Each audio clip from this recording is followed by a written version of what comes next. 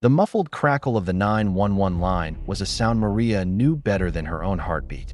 For 20 years, it had been her world, a symphony of human desperation played out in three-digit emergencies. But one call, a decade ago, had shattered it all. A little girl, Lily, vanished without a trace. Maria had taken the call, a frantic whisper from a payphone before the line went dead. The voice, distorted and low, was seared into her memory. The case went cold, and the guilt slowly eroded her career, pushing her from the front lines to the dusty archives, a dispatcher disgraced by a ghost she couldn't catch.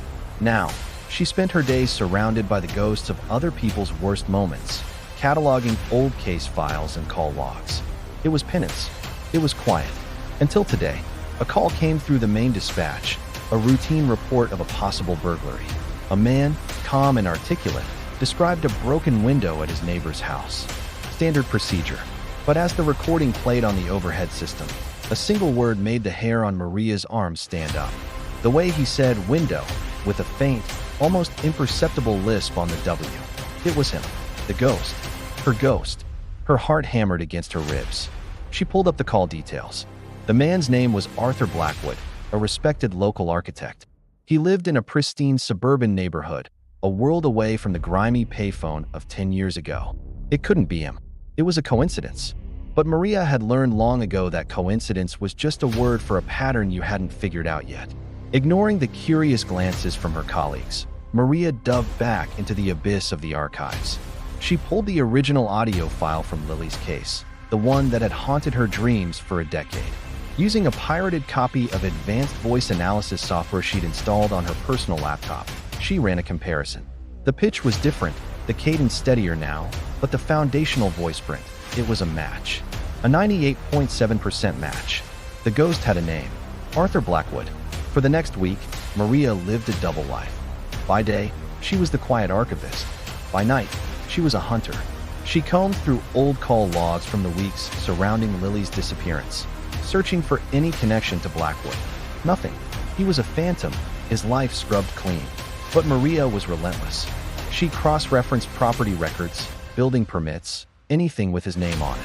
She found he had purchased his current home just 6 months after Lily vanished, gutting and renovating it himself. He was an architect, after all. He built things. He also hid things. She knew what she had to do was reckless, a violation of every rule she'd ever sworn to uphold. But Lily's face, a smiling school picture from a fading flyer, pushed her forward.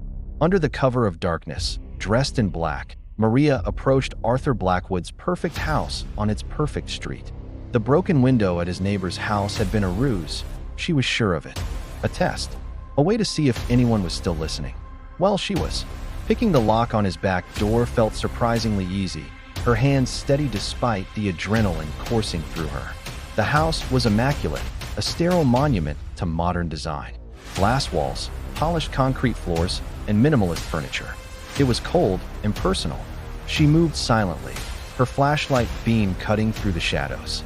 She checked every room, every closet, finding nothing out of place.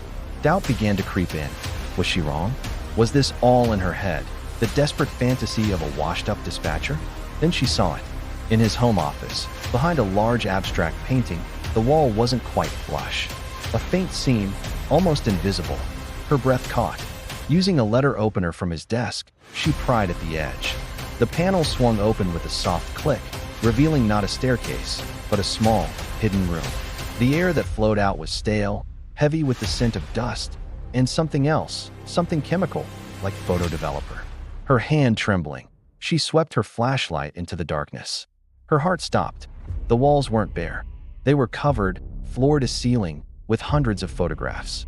But they weren't of Lily. They were of her. Maria, pictures of her leaving her apartment, at the grocery store, walking to work, crying in her car. Every photo was dated, chronicling the last 10 years of her life. The last photo was from that morning, a shot of her sitting at her desk in the archives, her face etched with obsession. A floorboard creaked behind her.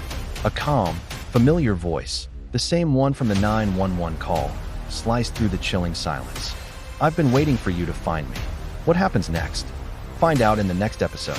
Don't forget to like this video, share it with a friend, and hit that subscribe button so you don't miss the thrilling conclusion.